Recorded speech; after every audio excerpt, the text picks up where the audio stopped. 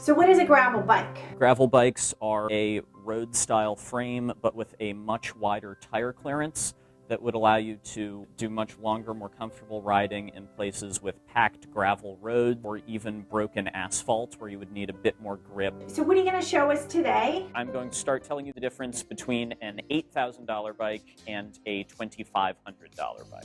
The two I've chosen here today, on your left, is the entry-level Checkpoint ALR-5. It has an aluminum frame, a carbon fork, hydraulic disc brakes, and a 2x11 speed gravel-specific group set that will give you preferential pedaling ratios for when you are in steep areas or places that have loose surface material where you would need more torque. The model on your right is the Checkpoint SLR-6. It has all the bells and whistles. So it has carbon fiber wheels, it has electronic shifting, it has a full carbon frame, carbon seat post, carbon handlebars, and in addition to that, has a down tube storage box that allows you to fit everything in the frame that you need to fix a flat, should you get one, so that you don't have any extra bags dangling off the bike while you're riding. What is the difference between carbon and aluminum bikes?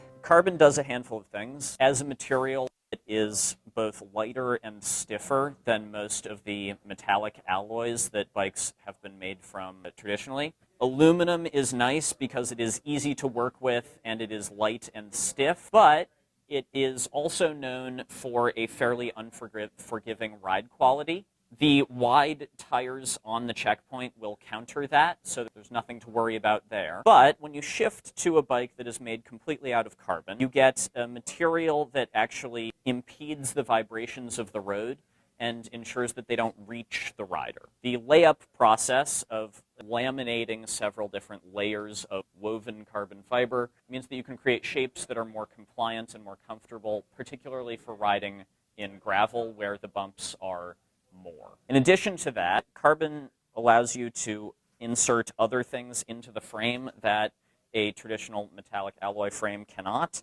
So here, for example, you can see there are some small cutouts on the side here and a rubber isomer in the middle. That is actually a minor piece of suspension that allows the seat tube to flex independently of the rest of the frame, meaning that the ride would be far more comfortable because hits would be dulled by the time they got to you.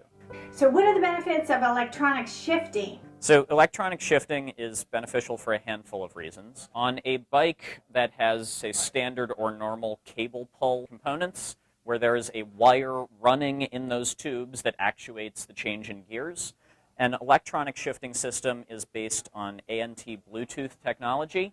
That means the shift can be accomplished faster, meaning you lose less time to shifting. It also allows you to use a shifter that does not require as much pressure to use. It is very popular with anyone who has developed even a small amount of arthritis because it requires significantly less movement in your wrist and your fingers to accomplish the same shift. There are coin cell batteries in each of the shifters, and there is a single battery on the rear derailleur that you will need to charge roughly once every 6 months. All the batteries that come on the SRAM and electronic shifting systems are rechargeable. And the shifting for the Checkpoint ALR-5 bike? $2,500 version is a traditional mechanical shifting. So overall, the difference between the bikes are? So overall, carbon high-end Checkpoint, because of the carbon wheels, the handlebar, the carbon seat post, the internal storage will be lighter, it will be faster, it will be more comfortable. If you are racing, if you are planning to sign up for any of the races held along the East Coast, that would be a far faster machine. You would get better times on it. If you are planning to do a lot of training miles and you're going to be changing out parts or you want to fiddle with your bike a little more, the $2,500 version would be a bit more friendly to that. So who is the gravel bike for? A drop bar gravel bike is not for everyone. I will say changes in bike geometry have made big difference in comfort. You will now be far more upright on any of these bikes than you would have been just 10 to 15 years ago. So there's nothing to fear from that perspective. However, if you prefer the idea of a traditional flat bar hybrid and you would like to go do the same kind of riding that you could do with both of these, Trek has a handful of options in the FX series that come with a carbon frame and clearance for the same tires you see here that start right at the $1,800 mark. Personally, I use a gravel bike for everything. A lot of companies market them as gravel because that's kind of a buzzword right now. So the difference in price here is $2,500 versus $79.99.